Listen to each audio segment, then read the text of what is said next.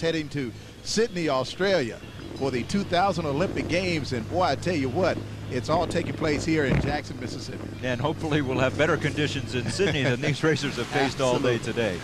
We've had rain and humidity and heat. They've even got chilled with the rain during this long 5 or 6 hour race.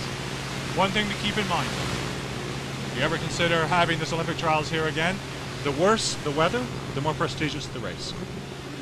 Because it's harder. You've overcome more. And cycling is a fight against the elements. So in Europe, often, the worse the weather, the more the crowds come out to watch. And now, the bike race is still splitting up. This is aggression. This is no holds barred. This is the end of the race. This is an Olympic spot in front of you. Query. Mark McCormick, number 23. Mark McCormick, number 23, leading this group of 5 racers. Will Frischkorn, 19 years old, the boy from West Virginia, who's turned pro for all of 1 week. And we've seen everybody from the Mercury team up at the front of the race. It shows the depth of that team and why they're so good. Antonio Cruz, Frankie Andreu. We have to get a read on the second Mercury rider. And then both McCormick brothers are in there. It's Frank and Mark McCormick. Imagine that. 2 brothers in front at the end of the Olympic trials. What a family story for the reunions 10 years hence. We're trying to reach John Warden from the Mercury team. He is on the line, less than a lap to go. John, you've had everybody on your team up here at the front. Well, that's the way you got to do it. I mean, right now things are starting to get kind of dicey. It's a really good breakaway, a lot of favorites in there. It's going to be interesting to see if they can hold off the field, though. The gap's not very big, and it looks like there's a group coming across to them with Danny Pate right now, and hopefully one of our guys is with that. John, what are you telling the bikers in the lead group from your team? Win. John, you've got Antonio Cruz, an incredible sprinter in the front here. Who's the sprinter in your Mercury team in this breakaway? And can you beat Cruz? I hope so. I'm trying to get the numbers right now. All right, John Warden still trying to get the information from the race. We have our television pictures here. Cruz started out as a sprinter, came out of nowhere to win the United States Professional Criterium Championship. That's a short course championship. Everyone thought, okay, this kid's a good sprinter, but does he have the goods? Well, he got 10th in the time trial 2 days ago, and here he is at the end of a 138-mile race, showing that he's got the stuff. This is a superstar in the making. And another young star on the way up, young Will Frischkorn from West Virginia. Frischkorn and Cruz, 2 men in front. They've broken up the breakaway. This race is going. It's attacking, reforming, re-attacking. It's going to be hard to take control of or keep track of because, once again, an Olympic spot, a trip to Sydney, you go awfully crazy and try awfully hard for an award like that. Can someone make a foolish mistake at this point? Absolutely. Absolutely. You can fall down. You can make the wrong move. Right now, this is like a poker game with a big pot. And how do you play your cards? You do the breakaway card. You do the sprinter card. You do the wait and see card. And you don't know. You really don't know what's going to happen. And that's where the tension comes in. Now, in back, in the red, Danny Pate has joined up. Now the group has grown. 1, 2, 3.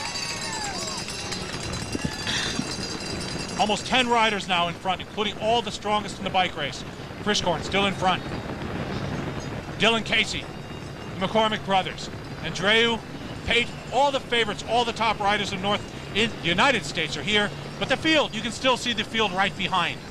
Oh, this is a nail biter. If this group is absorbed, this could turn into a massive field sprint, and who knows what's going to happen then.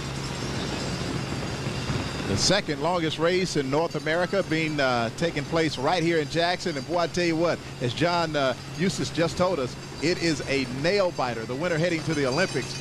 Boy, I tell you what, this is incredible. 5 minutes down into this lap, John. We probably have 13 minutes to go. This group out in front. Will the lead pack catch up? We don't know. You really don't know. You really have absolutely no idea what's going to happen because of the nature of the event. In 30 seconds, if this breakaway stops working, if they start fighting, the collaboration stops, it could all be reabsorbed and you could have a completely different bike race. But if, as you see here, riders like Frank McCormick, the big man from Saturn, the big powerful sprinter coming back from a near-death experience in Japan, where he was almost killed, is now back showing what he can do. And one thing to remember about McCormick is that he won the last Olympic trials event and was not put on the team because it was a different system. It was coach's choice only. He won the points, he won events, and he was left home, and he was terribly bitter about it. And so now, 4 years later, Frank McCormick knows that if he wins, no one can take this spot away from him, and he will go to the Olympics, and he's riding as though he knows that. Okay, we have Mark Gorski on the line. Thank you, Mark, for joining us. Is the race developing according to your wishes?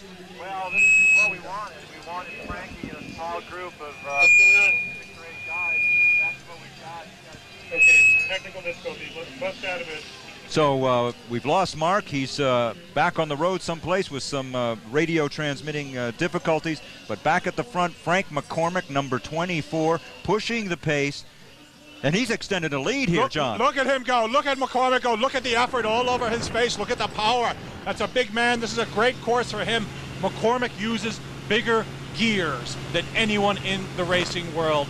In other words, he's got such powerful muscles that instead of turning his legs at 100 RPMs to do 30 miles an hour, he turns them at 90. He uses a bigger gear. He's a power man. He squeezes. Look at the, oh my goodness, the amount of strength coming out of that body. And look at the commitment. This is a man who wants to go to Sydney, who knows that the only way to do it is to win today. So he has probably 10 seconds on a chase group behind him of 4 or 5 or 6 riders, and he's not coming back unless he's caught. He is committed. This is it for Frank McCormick. He's giving up on the sprint. He's going for the solo breakaway. He's got 2 teammates in back in that group, controlling the group, slowing them down. When we get a shot of the group, we'll be able to see what they're doing. But look at this gap he's opened up. Look at that. Look at what he's done. Would you say right now at this point, this is his race to lose? This is exactly his race to lose. You don't know. He might have gone too early. This goes back to the card game we're talking about, but you got to admire it. He's taken the chance. He said, this is it. This is my chance for Sydney, and I'm going to do it in the most honorable and the most powerful way possible with a solo breakaway. This is the most prestigious way to win a bike race. Frank McCormick is now doing here in the last part of this race what Eddie Gregas did in the middle part of the race, was lay down the gauntlet and go for it. Exactly what you need to do, and exactly the sort of spirit you need to show. And one thing for sure, McCormick has come back, even if he doesn't win today. And look at this gap he's opening now. He's increasing his gap. What a fantastic ride.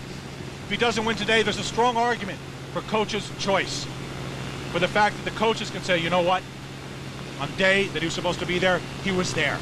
And and Mercury in front chasing. 2 Mercuries right behind them controlling the yellow jerseys of Saturn.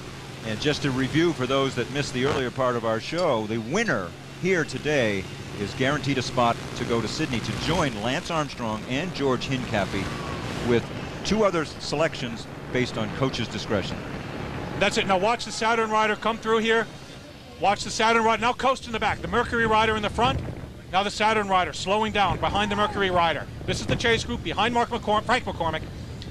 None other than his brother, Mark McCormick, looking around, slowing down. Each time he does this, Frank, his brother, 1, 2, 3, 4 more seconds. These McCormick brothers are wily. They're strong. They're expert. And even if McCormick gets caught, you've got the sprinter, Cruz. Saturn is riding a perfect race. And Cruz, of course, came in 10th in the time trials a couple of days ago. So, boy, I tell you what, the Saturn team looks like there's no beating this team. So far, you don't know. He could crack. Frankie, call him Frankie. Frankie could crack. He could fall down. He could get a flat tire. You never know in bike racing. It's a terribly frustrating sport. If you're the fastest runner, you win. If you're the fastest swimmer, you win. If you're the fastest bike rider, if you win 1 time out of 40, that's terrific. That's a great record. And